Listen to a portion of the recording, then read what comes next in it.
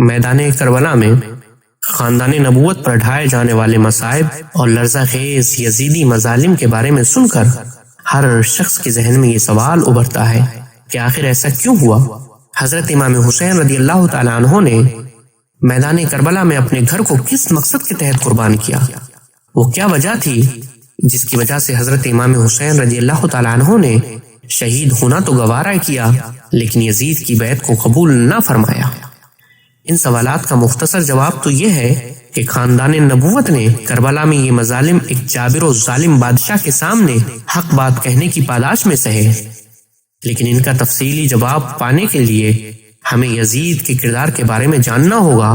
اس کی صبح و شام کے بارے میں جاننا ہوگا کہ وہ کس طریقے سے اپنی زندگی کو گزارتا تھا، آخر وہ کیا وجوہات تھیں جن وجوہات کی وجہ سے حضرت امام حسین رضی اللہ تعالیٰ عنہ نے اس کی مخالفت کی اور اس کی بیعت کو تسلیم نہ کیا۔ حضرت امام حسین رضی اللہ تعالیٰ عنہ کے نزدیک یزید منصب حکومت کا اہل نہیں تھا، وہ اس لائق نہیں تھا کہ امیر المؤمنین بن سکے۔ یزید احکام الہی کی خلاف ورزی کرتا تھا، وہ اللہ تعالیٰ کے حرام کو حلال اور اس کے حلال کو حرام قرار دینے والا تھا، اللہ عز و جل کی نافرمانی اور شیطان کی فرما برداری کرنے والا تھا، جس نے امت مسلمہ میں فساد برپا کر کے حدود الہی کو معطل کر دیا تھا، اور اس وقت حضرت امام حسین رضی اللہ تعالیٰ عنہ پر یزید کو اس کی منمانیوں سے اور ان خرافاتوں سے روکنے کی ذمہ داری سب سے زیادہ عائد ہوتی تھی۔ یزید اور اس کے کردار کی جابرانہ حکومت کا یہ وہ نقشہ ہے جو حضرت امام حسین رضی اللہ تعالیٰ عنہ نے خود بیان فرمایا ہے۔ جب آپ کوفہ جا رہے تھے اور کوفہ ابھی چند منزل باقی تھا کہ ابن زیاد کے حکم سے شامی جرنیل حر 1000 مسلح سپاہیوں کے ساتھ آپ کے سامنے آ گیا، جس کی وجہ سے آپ کو کوفے کا راستہ چھوڑ کر عراق کا راستہ اختیار کرنا پڑا۔ میدان کربلا کا رخ کرتے وقت آپ نے ایک تاریخی خطبہ ارشاد فرمایا تھا جس میں حضرت امام حسین رضی اللہ تعالیٰ عنہ نے یزیدی کردار کی پوری نشاندہی فرمائی تھی۔ آپ نے 1000 کوفی سپاہیوں سے خطاب کرتے ہوئے فرمایا تھا، اے لوگو، رسول خدا صلی اللہ علیہ وسلم کا ارشاد گرامی ہے، جو شخص کسی ظالم حاکم کو دیکھے کہ وہ اللہ تبارک و تعالیٰ کی حرام کی ہوئی چیزوں کو حلال قرار دے رہا ہے اور اللہ تبارک و تعالیٰ کے عہد کو توڑ رہا ہے اور رسول خدا صلی اللہ علیہ وسلم کی سنت کی مخالفت کر رہا ہے، اللہ کے بندوں پر ظلم و زیادتی کر رہا ہے، تو وہ شخص اپنے قول و فعل کے ساتھ اس ظالم حاکم کی ان بدعمالیوں کو نہ مٹائے تو اللہ تبارک و تعالیٰ اس کو جہنم میں داخل کرے گا۔ اے کوفہ والو سنو، ان یزیدیوں نے شیطان کی اطاعت اپنا لی ہے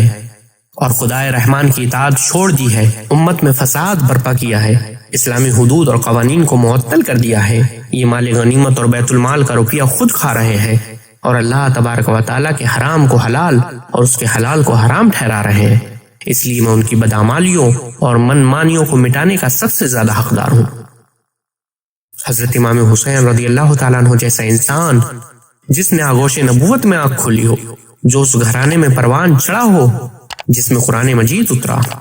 جہاں سے رشد و ہدایت کا سرچشمہ پھوٹا، وہ انسان یزید جیسے فاسق فاجر حکمراں کے ہاتھ میں اپنا ہاتھ کیسے دے سکتا تھا؟ آپ نے اپنا سر دے دیا مگر یزید کے ہاتھ میں اپنا ہاتھ نہ دیا۔ سرداد نداد دست در دست یزید، حقا کے بنا لا الہ است حسین۔ اگر آپ یزید کے بارے میں ذرا بھی نرمی سے کام لیتے تو قیامت تک آپ کا یہ طرز عمل امت کے لیے سند بن جاتا، اس لیے حضرت امام حسین رضی اللہ تعالیٰ عنہ نے سر کٹوا دیا، اپنے خاندان کو اللہ کی راہ میں قربان کر دیا، لیکن فاسق و فاجر اور ظالم حاکم کے سامنے سر نہ جھکایا۔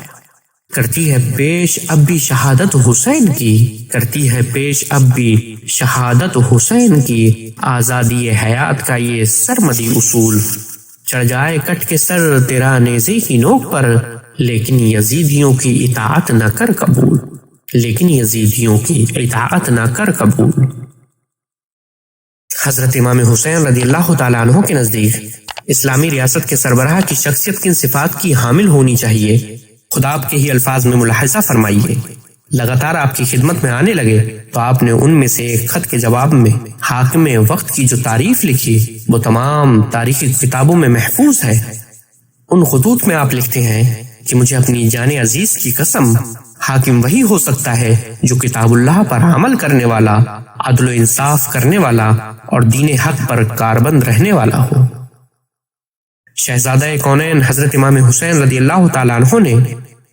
یزید کے کردار کا جو آئینہ دکھایا ہے، اس سے یزید کی پوری تصویر کھل کر سامنے آ گئی۔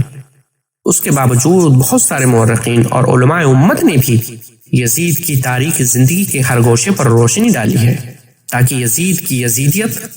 اور اس کی شیطانیت کسی سے اوجھل نہ رہ سکے۔ علامہ ابن کثیر اپنی تاریخ البدایہ والنہایہ میں تحریر فرماتے ہیں کہ یزید کے متعلق یہ روایت کسی سے ڈھکی چھپی نہیں ہے کہ وہ ساز و راگ کا شوقین تھا، شرابی سرور و نغمے کا شیدائی تھا،